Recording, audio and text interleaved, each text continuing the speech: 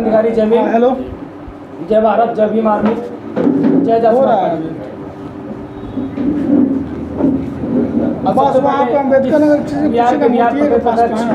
बड़े भाई जौहर आज़ाद जी को पश्चिमी चंपारण की ओर से हार्दिक शुभकामनाएं, हार्दिक बधाई हो और हार्दिक अभिनंदन करती है भीम आर्मी। साथियों, बड़े भाई जौहर आज़ाद का यहाँ पे आने का मेन मकसद है कि जब से भीम आर्मी बनी और भीम आर्मी पूरे भारत में अपना एक अलग पहचान दिया और वही पहचान को कायम रखने के लिए और वही युवा साथी को राजनीति में लाने के लिए बड़े भाई चंद्रशेखर आज़ाद और वहाँ के प्रदेश कमेटी और राष्ट्रीय कोर कमेटी ने निर्णय लिया कि एक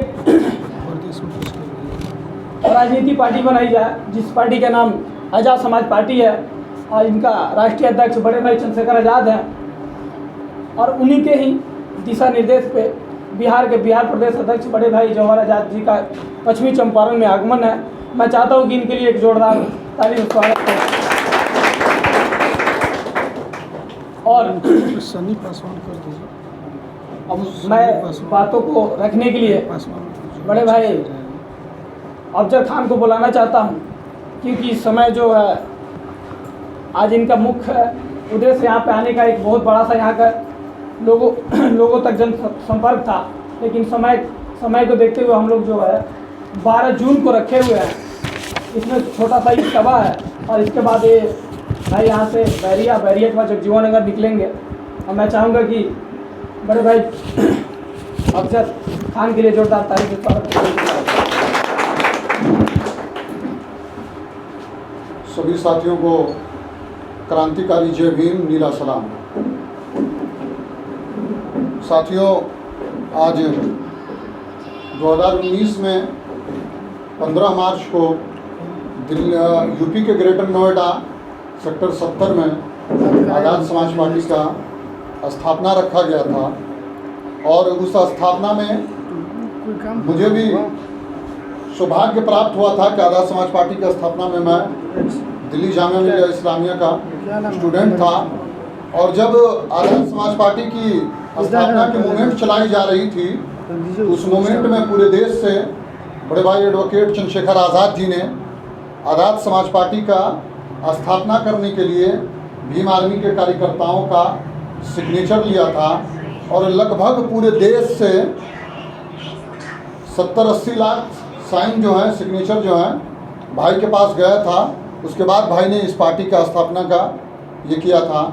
और हम लोगों के लिए सबसे बड़ी सौभाग्य की बात यह है कि आज़ाद समाज पार्टी कांशीराम बनने के बाद अगर सबसे पहली नियुक्ति पूरे देश में अगर किसी की गई थी, किसी भी पद पर, चाहे वो प्रदेश हो, ज़िला हो या प्रखंड हो या राष्ट्रीय कमेटी हो, राष्ट्रीय अध्यक्ष जी के अलावा, तो वो हमारे बिहार के प्रदेश अध्यक्ष बड़े भाई एडवोकेट चंद्रशेखर भाई। और इस कारवां को बढ़ाते हुए बिहार चुनाव में हमने हिस्सा भी लिया और चुनाव का परिणाम जो भी हो, लेकिन हमारा सबसे बड़ा मकसद यही है कि अपने समाज के लोगों से संपर्क करना और अपने समाज के लोगों के बीच जो समस्या है उस समस्या को उजागर करना। उसी कड़ी में हम लोगों का 10 तारीख को यहाँ पर आगमन हुआ और कल हम लोग पूरे बेतिया में नहीं घूम सके हैं, लेकिन जो आपका बगहा 1, बगहा 2 और कई और सारे ब्लॉक थे, उसमें हम लोग गांव-गांव जा कर के लोगों से संपर्क करके, जो हमारे भीम आर्मी के कार्यकर्ता थे, जो हमारे भीम आर्मी के पंचायत के सदस्य थे, उन लोगों से हम लोगों ने संपर्क किया और ये जाना कि बेतिया ज़िला के अंदर हमारी आज़ाद समाज पार्टी को किस तरह से मजबूत किया जाए और इस आज़ाद समाज पार्टी को बेतिया ज़िला के अंदर इस तरह मजबूत कर दिया जाए ताकि अगर कभी भी किसी Bahujan Samaj, SC, ST, OBC, धार्मिक अल्पसंख्यक के ऊपर अगर अत्याचार किया जाए तो सबसे पहली आवाज़ अगर किसी की निकले तो वो आज़ाद समाज पार्टी और भीम आर्मी की कार्यकर्ता। और उसके बाद हमने कार्यकर्ताओं से अपनी बैठक की और उस बैठक में हमारे भीम आर्मी और आज़ाद समाज पार्टी के कार्यकर्ताओं ने जिन लोगों की सहमति बनाई है उनके नाम की घोषणा हमारे बिहार के प्रदेश अध्यक्ष बड़े भाई जौहर आज़ाद जी करेंगे। इसलिए मैं आप तमाम कार्यकर्ताओं से ये अपील करूंगा कि आप लोग जो आज की कमेटी आपके सामने घोषणा की जा रही है, इस कमेटी के साथ आप लोग कदम से कदम मिला करके आगे बढ़ने का काम करेंगे और इस बेतिया जिला के अंदर भीम आर्मी और आज़ाद समाज पार्टी को एक मजबूती देने का काम भी करेंगे आप लोग। परिंदों को मंजिल मिलेगी हमेशा, ये फैले हुए पंख बोलते हैं। परिंदों को मंजिल मिलेगी हमेशा, ये फैले हुए पंख बोलते हैं, और रहते हैं अक्सर वही खामोश जमाने में जिनके हुनर बोलते हैं। आप लोग खामोशी से अपने काम को कीजिए, आप लोगों का हुनर चढ़ बढ़ करके बोलेगा। और जब भी इस बार इलेक्शन होगा तो मुझे पूर्ण उम्मीद है कि आज़ाद समाज पार्टी पूरे बिहार में और बेतिया में एक अलग पहचान और एक अलग नाम के साथ इस मरतबा चुनाव के अंदर उतरेगी और अपने बहुजन समाज की आवाज़ को सदन में भी पहुंचाने का काम करेगी। आज़ाद समाज पार्टी की पहचान, भीम आर्मी की पहचान अपने लोगों की आवाज़ उठाने की है, अपने लोगों के ऊपर अत्याचार जो हो रहा है उस आवाज़ को बुलंद करने की है। अब हम लोगों ने सड़कों तक आंदोलन कर लिया, सड़क से सदन तक हमारी आवाज़ पहुंचाने के लिए जो लोग सत्ता में बैठे हुए हैं वो लोग गूंगे और बहरे हैं, चाहे वो बिहार हो चाहे वो दिल्ली हो। जो लोग सत्ता में बैठे हुए हैं वो लोग गूंगे और बहरे हैं, हमारे समाज के लोगों की आवाज़ सुनने के लिए वो तैयार नहीं है। इसीलिए अब आपके पास बेतिया जिला के अंदर, पूरे देश के अंदर और इस प्रदेश के अंदर एक नया विकल्प आया है, वो है आज़ाद समाज पार्टी। और मैं चाहूँगा कि आप लोग सभी लोग आज़ाद समाज पार्टी में जुड़ करके इस बेतिया जिला के अंदर और इस पूरे प्रदेश और पूरे देश के अंदर मजबूत करने का काम करेंगे। जय भीम, जय भारत, जय इंकलाब, जिंदाबाद जिंदाबाद जिंदाबाद।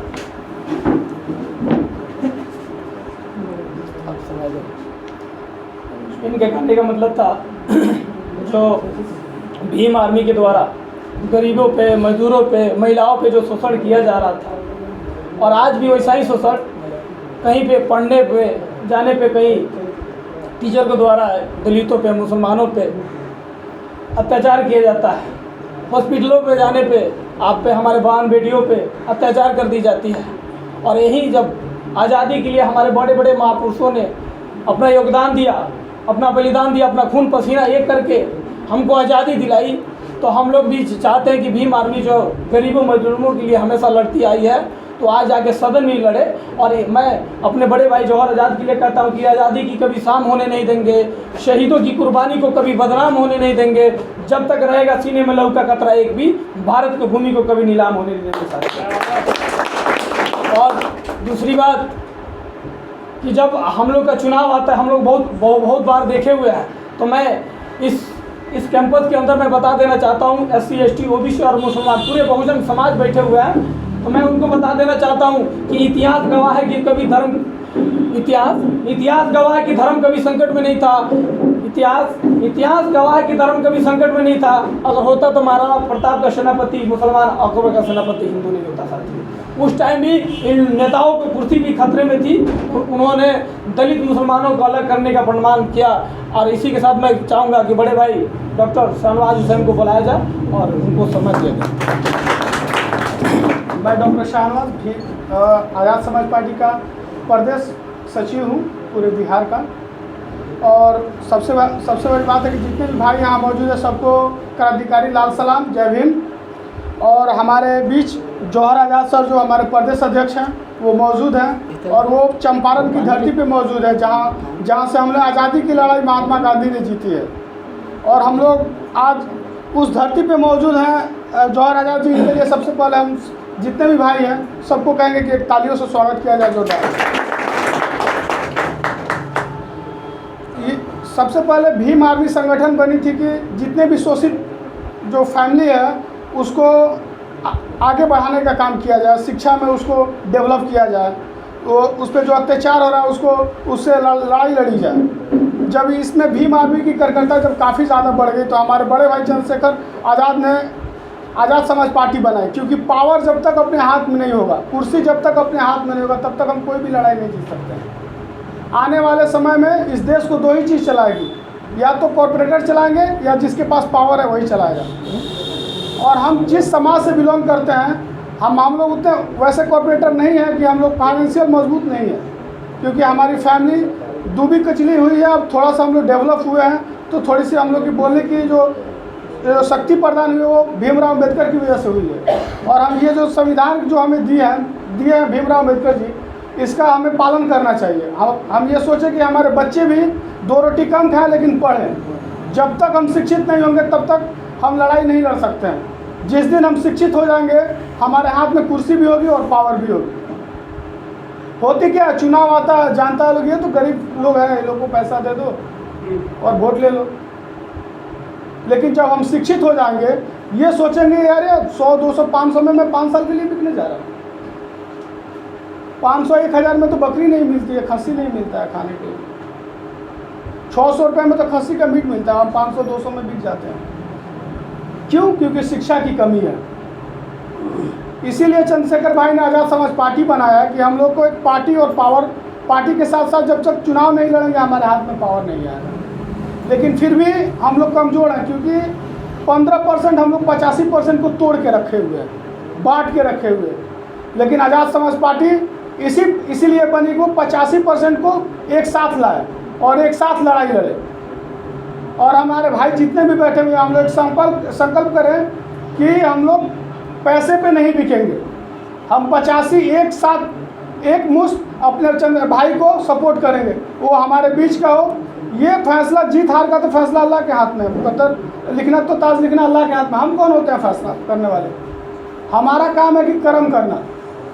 हम ये सोचें कि जो हमारे बीच का नेता आता है, जो हमारे बीच जो खड़ा होता है, उसको हम सपोर्ट करें। जीत हार मुकद्दर का खेल है। हमें क्या करता है, हम लोग को बांट देता है, आता है बोलता है यार कहाँ जीतेगा, और हमारे ही लोग बोलने लगते हैं कि हम कहाँ जीतेंगे। ये नहीं करना, जो हमारा है उसको सपोर्ट करना है। जीत हार सब अल्लाह के हाथ में।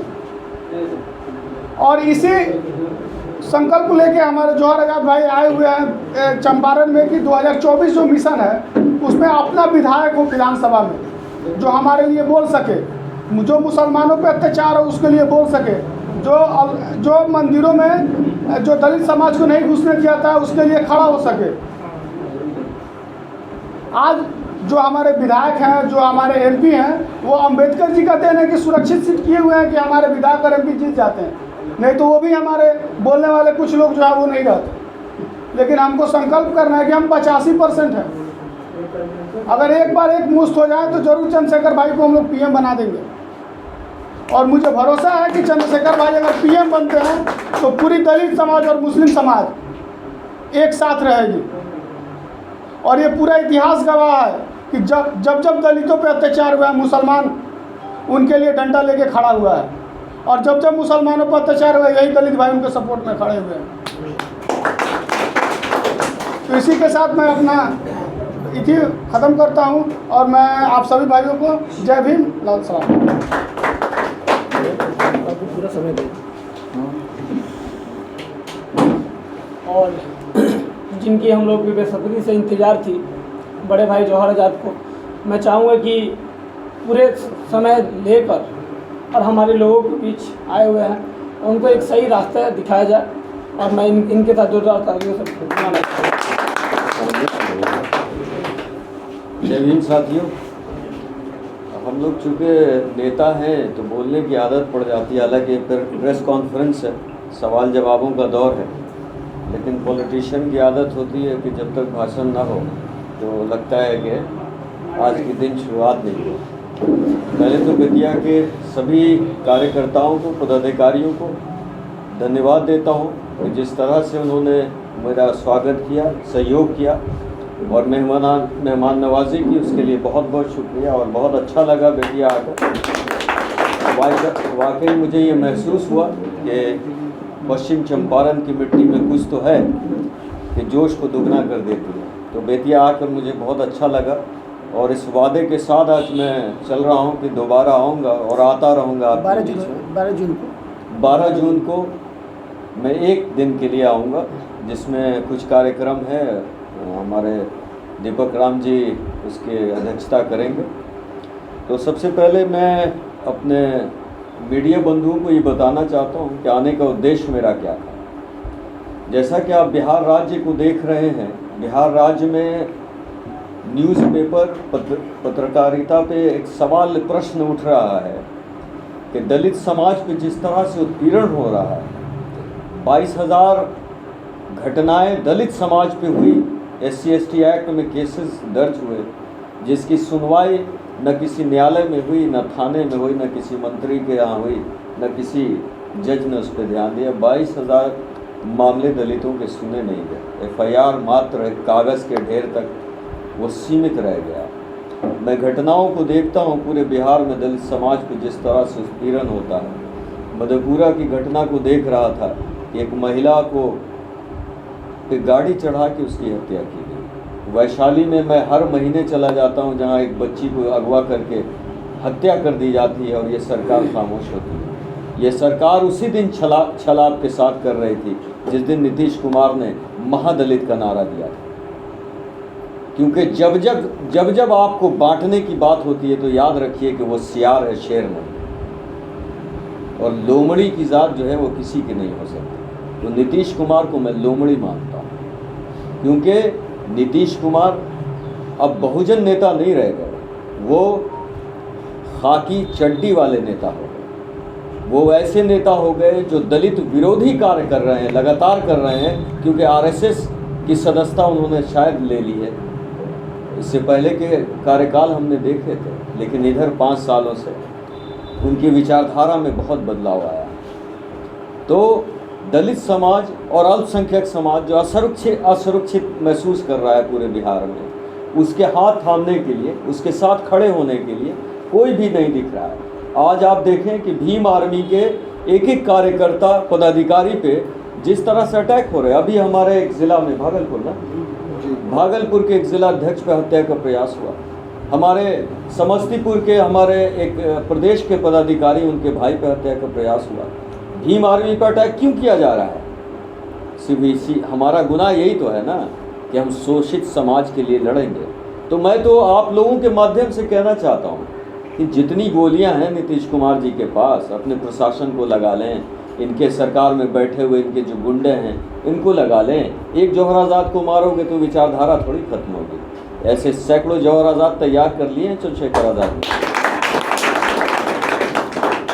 लेकिन बेतिया से मैं एक उम्मीद करके जाता हूँ। आज मैं सबसे पहले बेतिया को फिर से मुबारकबाद देता हूँ कि बिहार में ये पहला ज़िला है जिसने मुझे पार्टी की सदस्यता अभियान में पहला योगदान पश्चिमी चंपारण का था, और उन्होंने मुझे हज़ारों कार्यकर्ताओं का सदस्यता देकर दिखाया। इसके लिए मैं आप सबका धन्यवाद करता हूँ। ज़िला कमेटी चूँकि आप सबको मालूम है भंग कर दी गई थी, अब फिर से ज़िला कमेटी का निर्माण हो गया है। आप सबको ये लिस्ट दे दिया जाएगा जिसमें मुख्य नाम मैं पढ़ देता हूँ। सबसे पहले जो ज़िला के प्रभारी हैं वो डॉक्टर रामचंद्र राम जी हैं। आ जाइए सामने डॉक्टर रामचंद्र राम जी। आप पहनाइए माला, आप पहनाइए।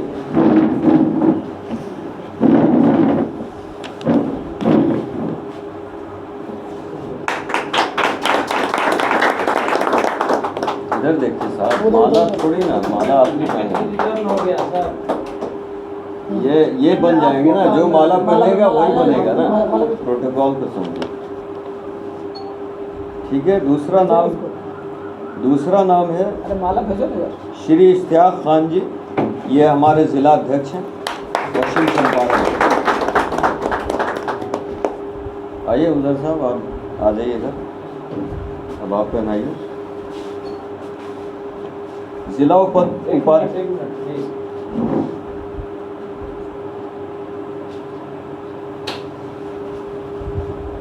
उपाध्यक्ष हैं श्री संतोष राम जी। सबको माला पहनाना पॉसिबल नहीं है, आप लोगों का भी समझ आएगा।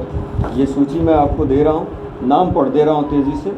श्री संतोष राम जी जिला उपाध्यक्ष, श्री आफ्ताब आलम जिला उपाध्यक्ष, श्री जितेंद्र भास्कर जी जिला उप महासचिव, श्री साहबुद्दीन आलम जी जिला महासचिव, श्री गुड्डू भारती जी कार्यालय सचिव, श्री टुन्नू कुमार यादव जी जिला महासचिव, श्री अयूब अंजुम जी छात्र जिलाध्यक्ष, श्री मोहम्मद दिलशाद जी जिला महासचिव युवा प्रकोष्ठ, Shri Deepak Kumar ji IT cell incharge, Shri Ajay Raman ji जिला अध्यक्ष युवा, श्री मंटू पासवान जी जिला प्रवक्ता, श्री बच्चा राम जी प्रवक्ता जिला प्रवक्ता, श्री जितेश कुमार जी रावत जिला सचिव, मोहित कुमार रावत जी सचिव, सनी पासवान जी सचिव। मोहम्मद जाफर मीडिया प्रभारी कर देंगे जिला कटवा रहे हैं तो यार दे जिला रहे हैं। प्रभारी देने के लिए सचिव नहीं दे देता उनको जिला प्रभारी तो ऑलरेडी एक ही बनेगा। मीडिया का सर, मीडिया जिला प्रभारी। अच्छा, चलिए वो बारह ये आप अपना थोड़ा सा बात को रखिए, कंटिन्यू हम इसको देखते हैं। आप बात मोहम्मद जाफर जी मीडिया प्रभारी। तो एक चीज़ आप सब मीडिया बंधुओं से मैं कहना चाहता हूँ कि हमारी विचारधारा बहुत साफ, बहुत खुली हुई है।